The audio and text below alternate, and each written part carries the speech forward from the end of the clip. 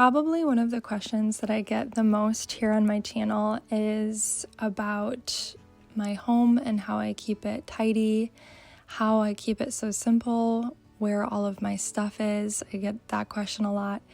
And I thought I might just take you guys along with me this year. I try to, at least twice a year, go through all of our closets, all of our drawers, all of our cupboards, everything that holds storage, and I just go through it and organize it. I get rid of anything we are no longer using, shoes that the boys have outgrown, coats that we haven't worn in a year, and I think this really helps to keep our home a little bit more minimal. I hate to call myself minimal because I'm sure a true minimalist would tell me that I could get rid of a lot more stuff, and I'm sure I could, but I just think that getting rid of the excess is key to keeping a tidy home.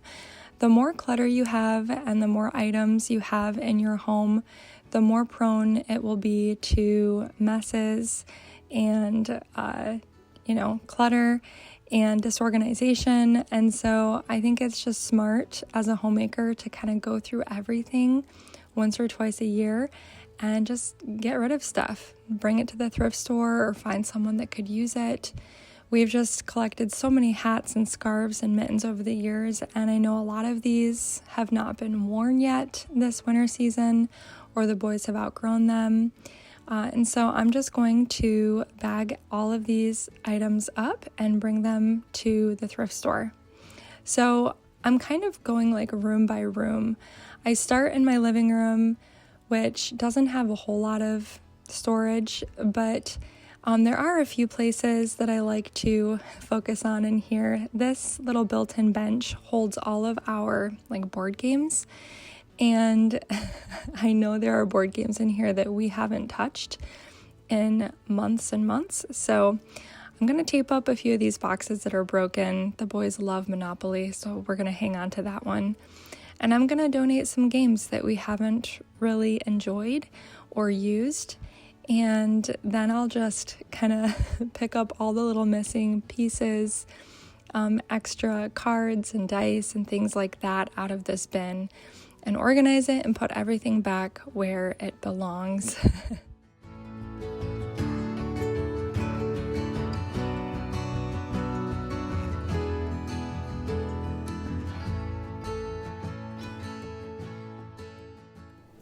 All right, friends, before we continue organizing, I want to tell you about today's video sponsor, Wild Grain.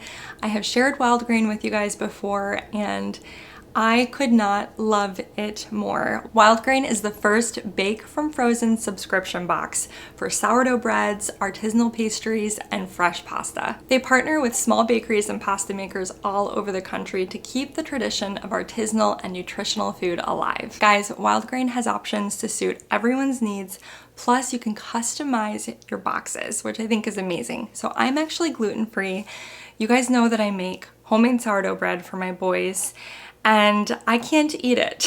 And so I make this bread, I watch them eat it, and it's a little bit of a bummer, I'm not gonna lie. But what I love about Wild Grain is that they now offer a gluten-free box filled with gluten-free pasta, which is amazing. You can't even tell that it's gluten-free. Delicious gluten-free cookies, which I've shared with you before, some of the best chocolate chip cookies I've ever tried.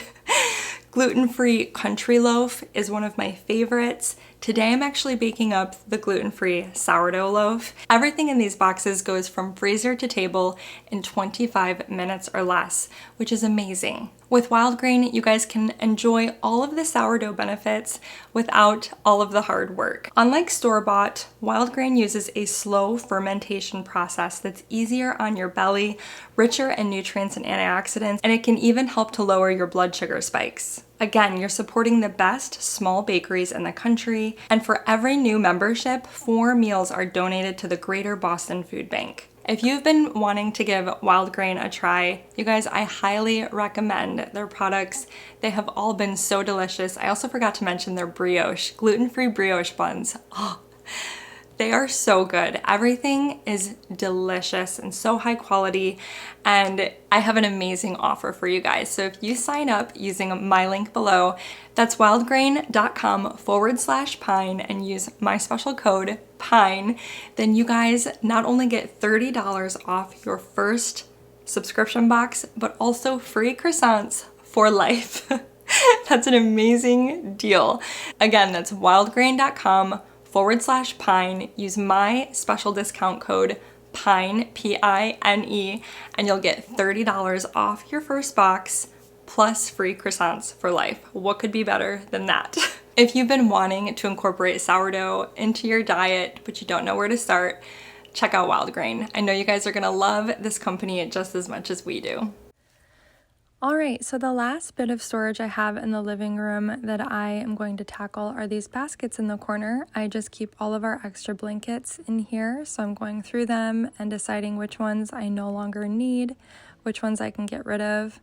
I also have some extra curtains in here and things like that. So I just like to go through it all and see what I haven't touched in quite a while, if I really need to hang on to it or if I can pass it on to someone else who could use these items. I also have some extra table linens in here and things like that.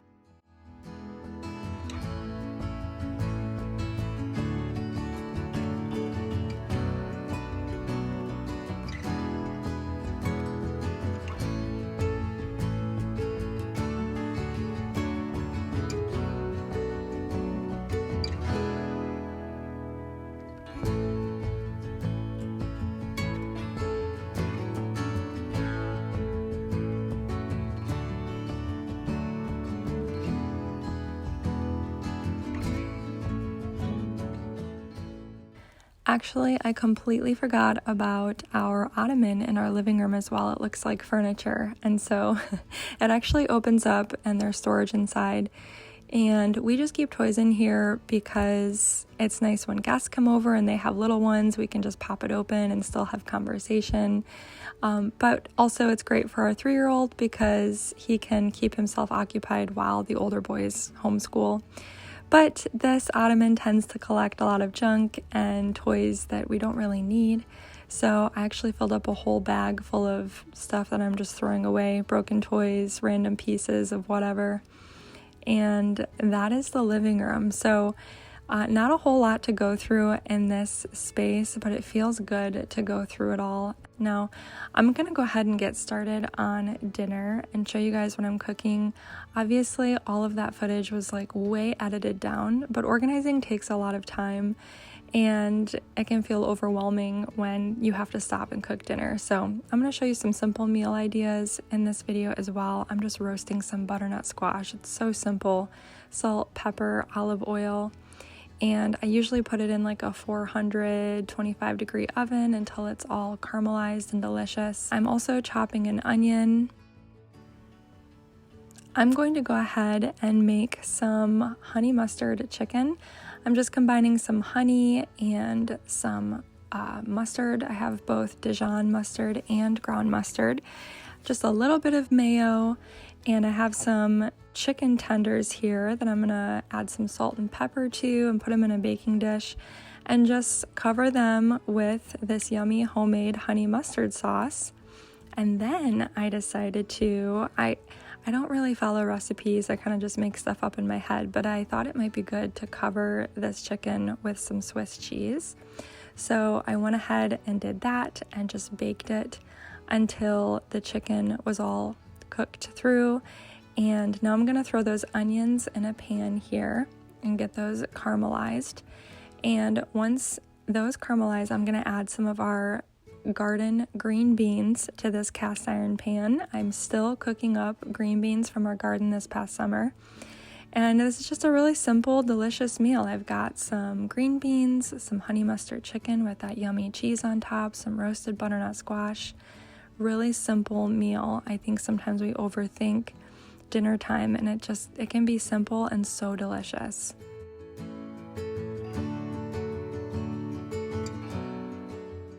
All right, guys, it's the following day now, and here's a tip. My kids were playing with Play-Doh, And I wasn't ready to tackle the closet where this Play-Doh came from, but since they had it all out, I just thought, you know what, I'm gonna go through it right now. And I got rid of a bunch of Play-Doh toys that were broken, and now I'm just doing some vacuuming because I love Play-Doh. It keeps my boys busy forever, but sometimes when it starts to dry out, the little pieces fall to the ground, and I just like to vacuum them up quick before they get, too smashed into the carpet.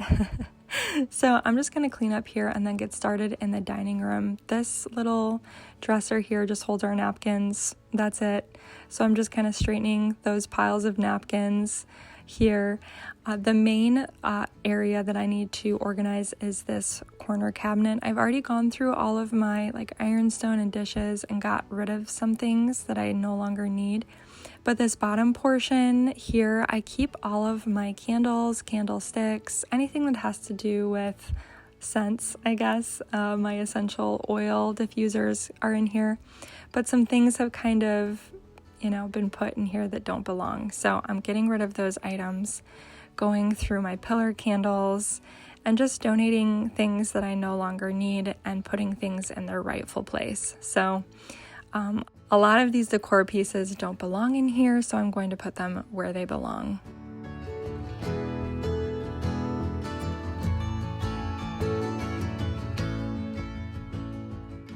Now, the kitchen used to overwhelm me.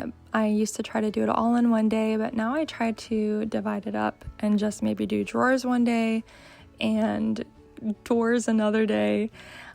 This is where I keep my essential oils, so I'm just tidying up that cupboard. And then I'm going to tackle the utility drawer. Now this drawer takes the longest, and what looks like seconds in this video actually took probably 30 minutes, maybe even longer, maybe 45. I went through every little container and cleaned it all out and got it organized. It's just where we keep our tape and our scissors, some extra tools, pencils, pens, things like that. And this drawer seems to get the most cluttered. So it always feels really good when I can get this drawer organized. Now, my silverware drawer, pretty straightforward, but this second drawer here is where I keep a lot of our towels and cleaning cloths. And I knew that was getting a little bit out of control. So I'm going through that and kind of finding what I can get rid of. Since I already have some newer towels, I can get rid of some of the old stained towels. Really, what I've noticed about the kitchen over the years is that the more that I do it, the easier it gets. I find that I am getting rid of less and less. I'm being more intentional about what I keep. I make sure everything I have in my home has a purpose and that I actually use it and utilize it. And I think that the more often you organize and go through things, like I said, it just becomes easier and easier, and it goes faster and faster. So my kitchen didn't take as long this year as I thought it would, but I'm going to get started on dinner. We're going to do some Asian chicken and broccoli. So my marinade here is just some broth, some coconut aminos. If you haven't tried coconut aminos, it's an excellent substitute for soy sauce. It's much better for you. They're delicious. Some garlic, some maple syrup, salt, pepper. I think that's everything. Oh, and some orange juice. And I have some chicken thighs here. I'm just getting rid of some of the excess fat and cutting these thighs up into 1-inch pieces. And I browned up the pieces in some oil and butter, seasoned the chicken with some garlic and onion powder, salt, pepper, and then I just added about a 1/4 cup of gluten-free flour to this chicken and cooked out that flour flavor for about a minute and added that yummy sauce that I made, that marinade, to the chicken slowly and let it come to a boil and get thick and delicious. And then I'm just going to add in some frozen broccoli here and let that steam, and it's such a quick and easy, delicious meal.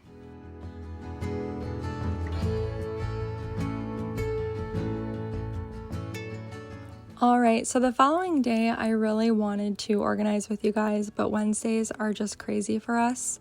And we have a lot going on in the evening with church and ministry, and so I decided on this particular day that I was going to make a really big lunch rather than a large dinner. So today's meal is kind of special. My 11-year-old provided the meat.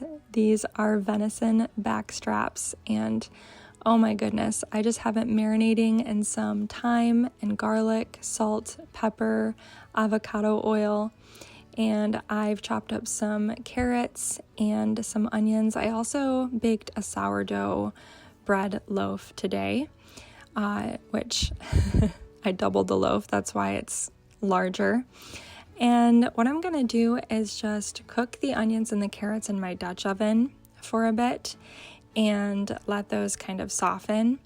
And once they soften up, I will move them out of the way and then sear those back straps and get both sides browned. You really only need to do it for like 2 to 3 minutes on each side. These cook very quickly. If you don't have venison available, you can always use pork, of course. Some pork tenderloins would cook up the same way that these back straps do. But again, just searing them on both sides, and then we simply put them in the oven for just like 10 minutes, 8 to 10 minutes. That's really all they needed for that delicious, like medium rare finish. Over here, I have like a little slurry with cornstarch and water, and I'm just adding that to the drippings here to make a little gravy. And we're letting the meat rest before we cut it. But this will all be served over some like smashed red skin potatoes with some delicious bread. And it was just a really hearty, yummy winter meal that I thought would be fun to share with you guys.